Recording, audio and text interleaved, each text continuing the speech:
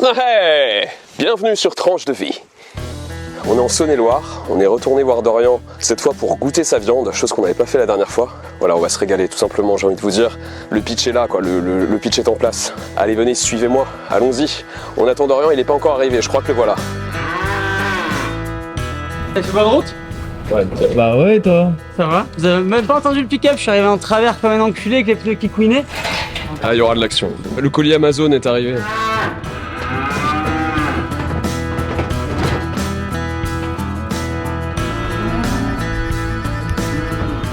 Elles sont transhumées. Transhumées, là. On repart ça, Rick. C'est pas bien là? Et ici, à la fraîche.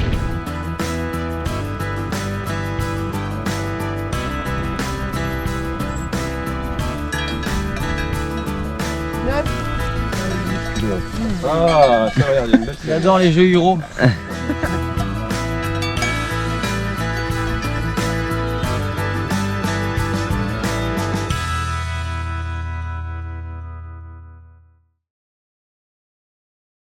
Je me prénomme Dorian, alias Roger pour les gens qui me connaissent dans le monde de la nuit. J'aime la musique rythmée, dynamique, compressée, telle la techno.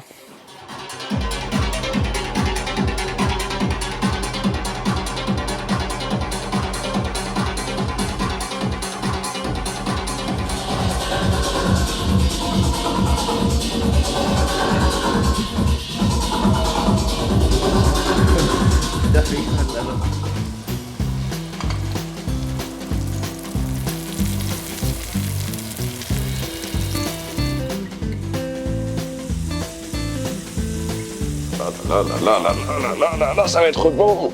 Ça va être bon.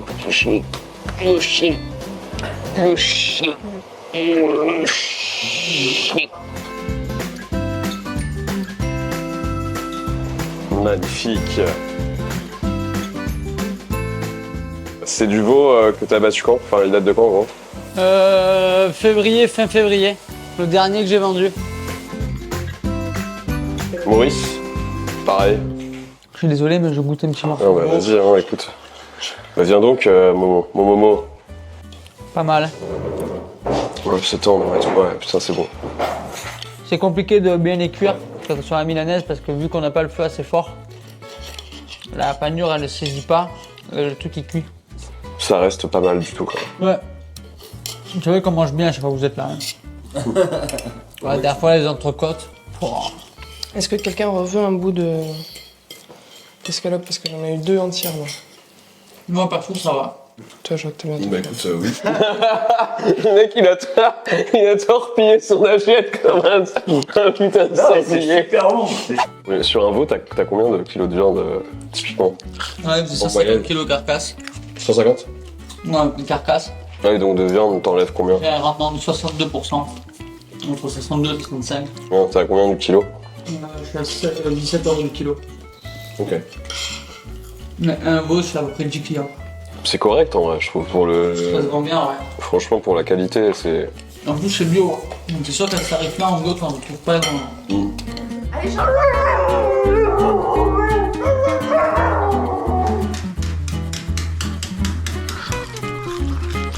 Je me mange, c'est bien parce que c'est mal au ventre.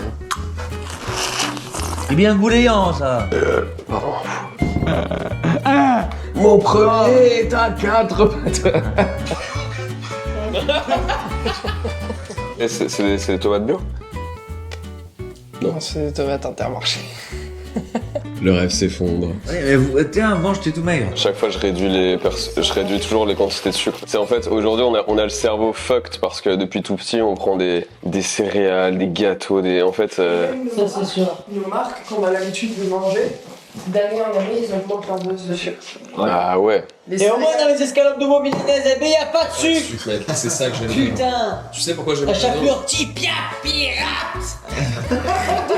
Ça, tu me gonfles. La cucaracha, la cucaracha. Il reste pas un peu de l'eau. C'est quoi tes actus un petit peu au niveau musique? T'en es où dans tes projets? J'ai intégré un collectif basé à Marseille qui s'appelle Black Lab, qui propose du coup une musique industrielle, pas forcément de la hard techno comme ce qui se fait aujourd'hui.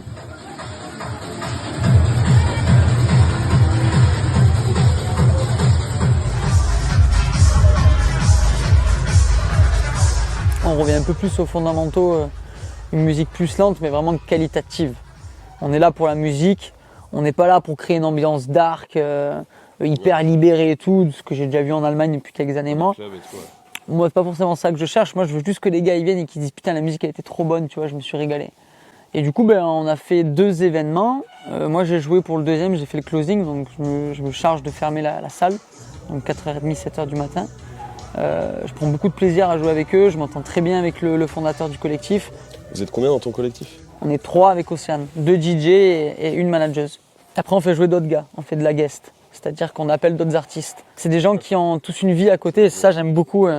C'est pas des DJ qui à plein temps tous. Ouais, et puis dans le collectif il y a personne qui va faire ça de sa vie, c'est assez drôle. Ok, d'accord, Moi, ouais, comme toi quoi. Non, moi demain tu me proposes de jouer tous les clubs, de jouer tous les week-ends partout, c'est pas quelque chose qui m'intéresse. Je veux pas de cette vie-là.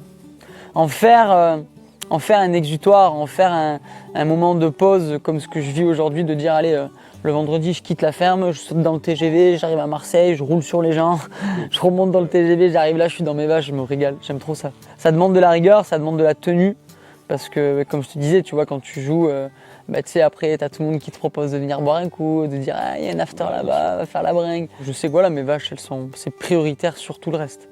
Puis du coup j'ai plein d'idées pour sampler des trucs, des bruits de la ferme, pour mettre dans des musiques, tu vois, ou créer encore plus ma marque de fabrique, tu vois. Il y a plein de choses sympas à sampler, je pense. Clairement. Et tu peux t'amuser. Momo, viens là. Assis-toi, fais la belle. Fais la belle. Allez, file.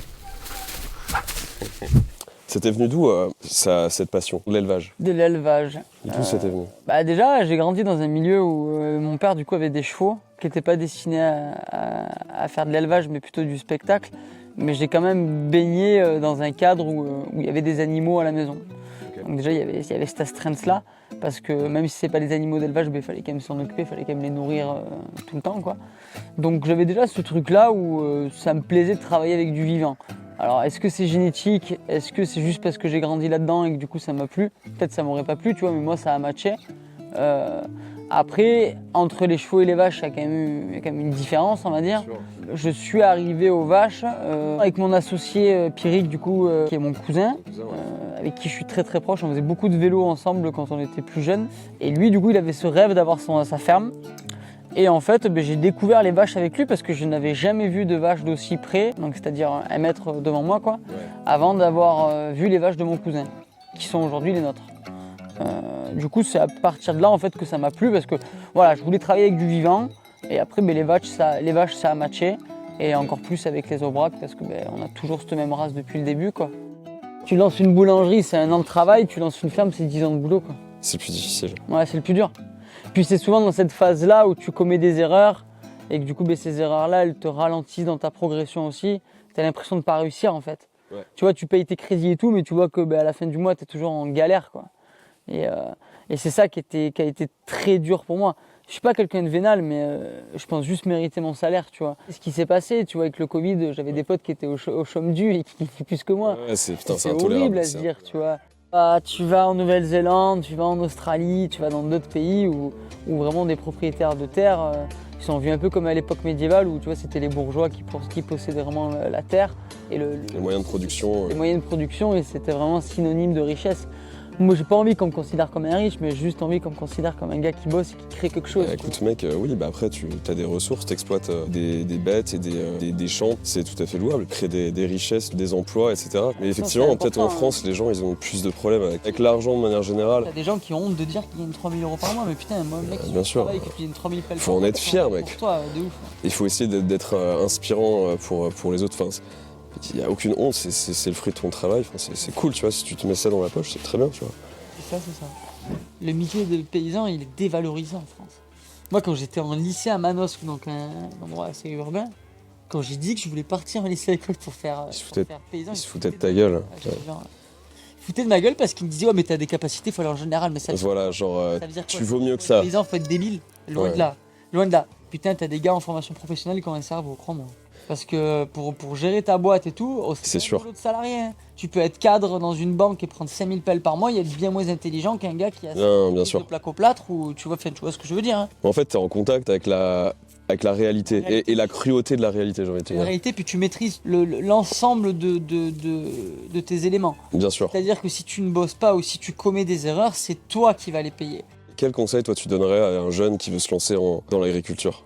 Genre, Beaucoup d'études. Faut faire des études. Ceux qui s'installent qu'avec un bac, pour moi, c'est une hérésie aujourd'hui. Le métier, il est plus dur que ce qu'il est. Le métier est plus dur qu'est-ce qu'il était avant? aujourd'hui que ce qu'il était avant.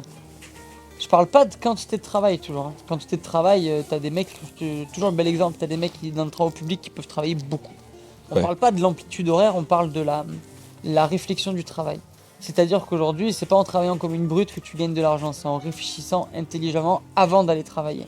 C'est pourquoi je fais ça et pourquoi je le fais pas autrement. C'est pour ça qu'aujourd'hui, moi je pense que moi j'ai fait un bac BTS, je regrette de pas avoir fait un peu plus d'études. Pour 2 points. Ah ouais. Pour le point que tu as la formation, tu as la préparation, mais tu as aussi ce truc que dans la formation et dans les études, tu fais des stages, tu rencontres des personnes, et des personnes, ça guide ta vie. Tu vois ce que je veux dire? Tu as des opportunités, tu as des rencontres dans ta vie. Totalement, ouais, des mentors, quoi. Avoir des Des... réflexions et qui sont des moteurs et qui sont des exemples et qui peuvent être des modèles, tu vois. Et en plus, du coup, tu as aussi la maturité en âge. J'avais pas la même réflexion que j'avais à 20 ans, Bien sûr. celle que j'ai aujourd'hui à 27. S'installer à 18 ans, quand t'as pas le choix et tout, faut le faire, ok. Mais si tu as la possibilité de pouvoir t'installer plus tard en ayant fait des études et en ayant vu autre chose, en ayant voyagé, en parlant anglais, en parlant plein de trucs, tu vois, qui sortent de ton métier où c'est vraiment, par exemple, que de l'élevage ou que de la production végétale, faut faire d'autres choses avant. Moi, c'est le seul regret que j'ai, même si aujourd'hui, s'il fallait refaire les choses, je le referais peut-être comme j'ai déjà fait, donc m'installer à 20 ans. D'accord, ouais. Mais si j'avais pu faire le tour du monde, je l'aurais fait. Moi, je veux être quelqu'un de différent, j'ai pas envie de rentrer dans un cadre classique. Je remercie mon père, hein, je remercie mon père d'avoir été quelqu'un d'atypique toute sa vie, d'avoir été quelqu'un de différent toute sa vie et qui a fait aussi que j'ai grandi avec un papa qui m'a toujours dit dans la vie t'as 2 types de personnes, t'as les moutons et t'as le loup, tu vois. S'il te plaît. S'il te plaît.